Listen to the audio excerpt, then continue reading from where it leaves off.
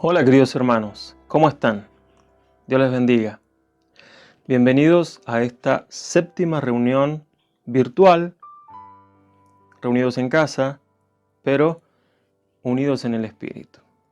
Hoy quiero traerte un mensaje que en relación a lo que ya estamos hablando durante todos estos domingos, quiero hablarte acerca de ser iglesia, ser cristianos, mientras aguardamos que el Señor viene.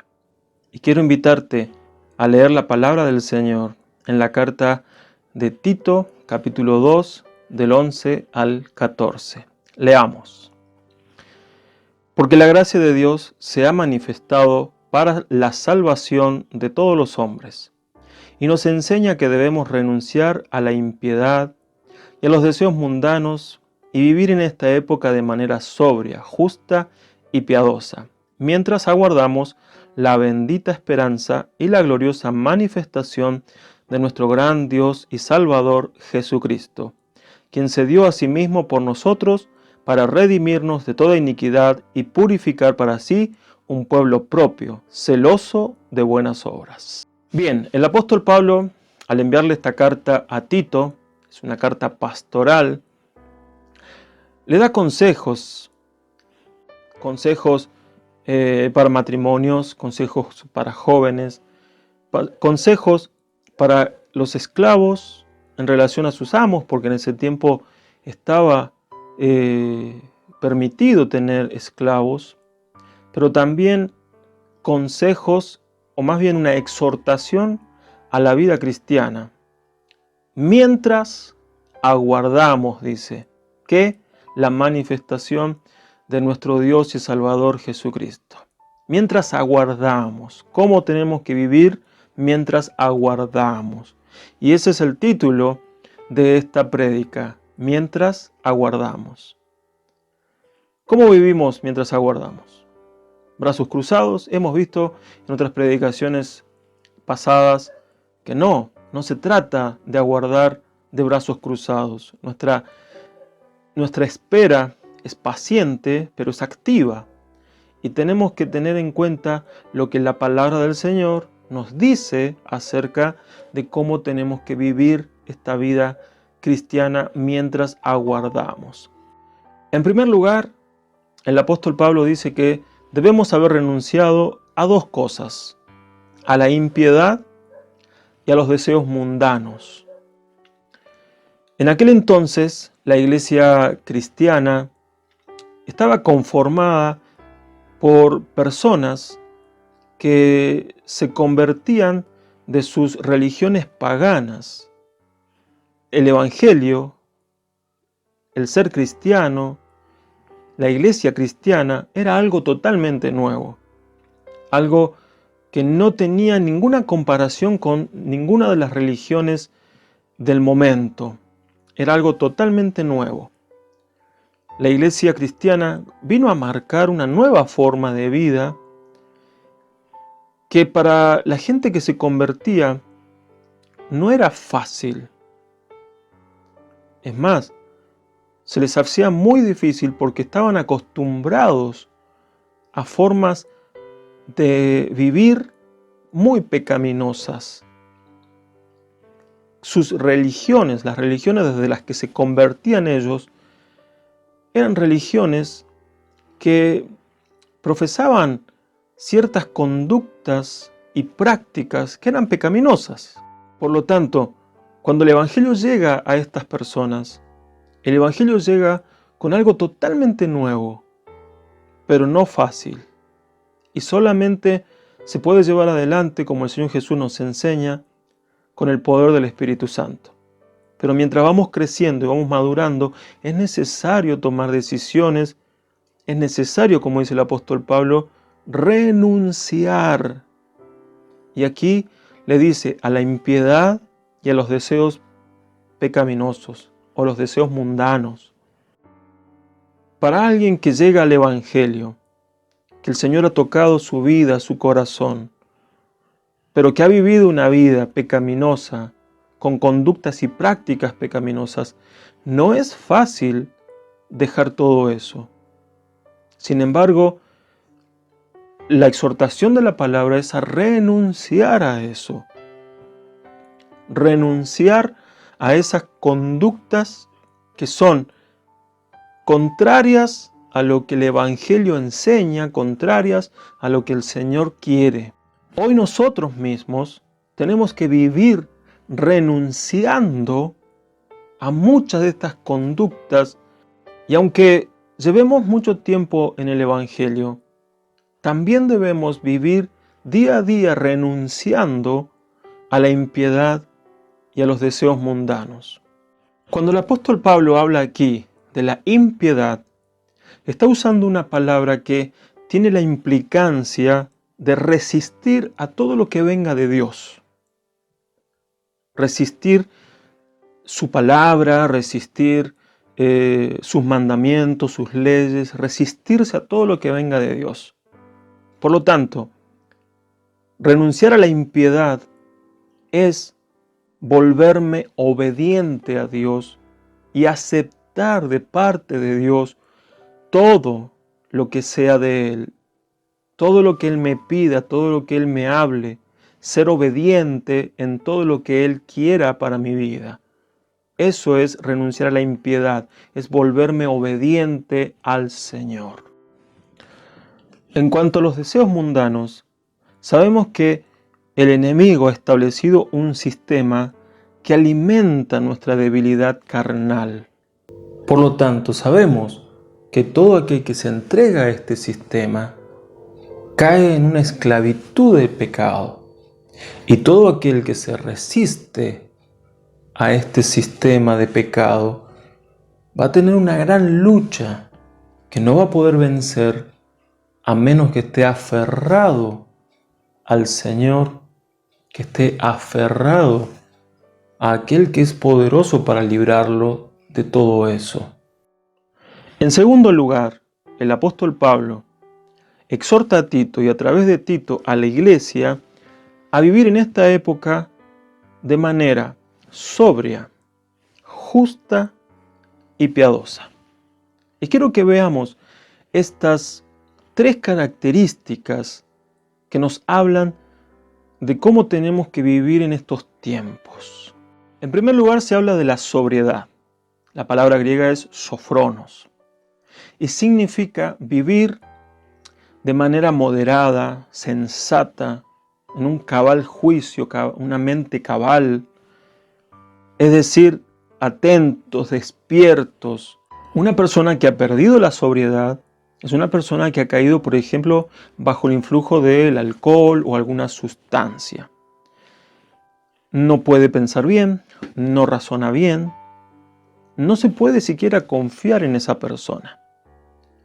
Aquí el apóstol Pablo exhorta a que nuestra forma de vivir en estos tiempos tiene que ser una manera despierta, atenta, teniendo entendimiento de los tiempos que estamos viviendo, teniendo sensatez en las cosas que hacemos y vivimos, y esa sensatez conforme a la voluntad del Señor. Oremos para que el Señor nos dé una manera sobria de vivir estos tiempos, de manera cabal, de manera sensata, templada, moderada, que sepamos discernir los tiempos y que podamos estar atentos, no dormidos, porque si bien puede ser que no estemos bajo el influjo de nada que nos quite la sobriedad, pero nuestra mente sí se puede embotar, se puede dormir, y entonces no sabremos cómo actuar en estos tiempos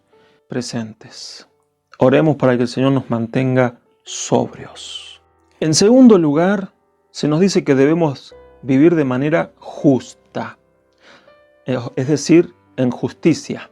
La palabra que Pablo utiliza aquí para definir justicia es la palabra dikaios y quiere decir vivir de manera justa, acorde a lo recto. En el pueblo de Dios, esto tiene que ser algo normal. En medio de nosotros no puede haber alguien que viva de una manera injusta, es decir, que no pague sus cuentas o que deba cosas o quebrante las leyes humanas porque no le importan. No podemos caer en lo injusto. Y tenemos que evaluar constantemente si estamos viviendo en justicia. Vivir en justicia es vivir acorde a la ley tanto de Dios como a la ley de los hombres. Si yo vivo sin someterme a las leyes, vivo en una ilegalidad.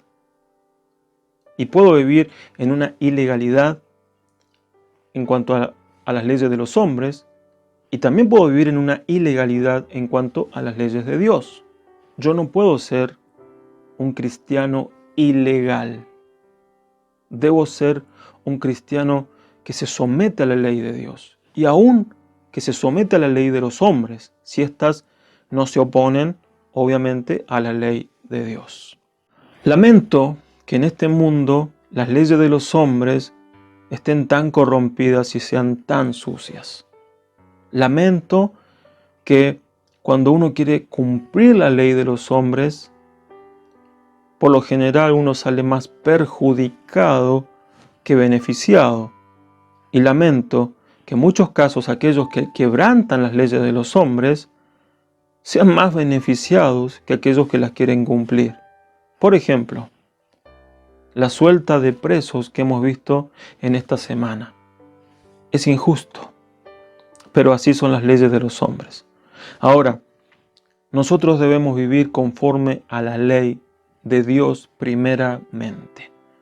Dios, en su palabra, nos ha dejado su ley para que la cumplamos.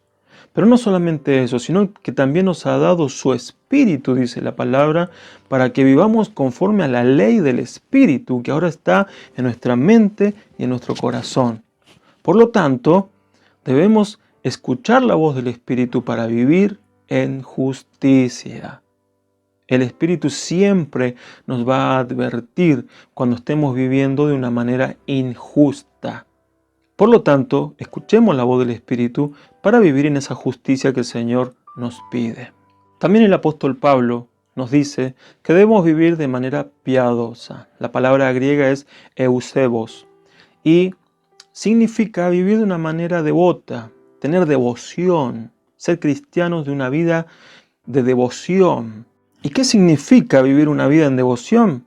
Significa poder practicar los hábitos espirituales que nos ayudan a permanecer en el Señor, que nos ayudan a crecer, a ser fuertes. Un cristiano con una vida de devoción es un cristiano que lee la palabra, que ora, que adora, que habla del Señor. Es un cristiano que practica todo lo que la palabra dice, cuida su manera de hablar, evita el pecado, evita ser incluso hasta tentado, tiene conocimiento de la palabra, la estudia, trata de buscar la voluntad de Dios. Es una persona que manifiesta acciones que tienen que ver con una vida de devoción.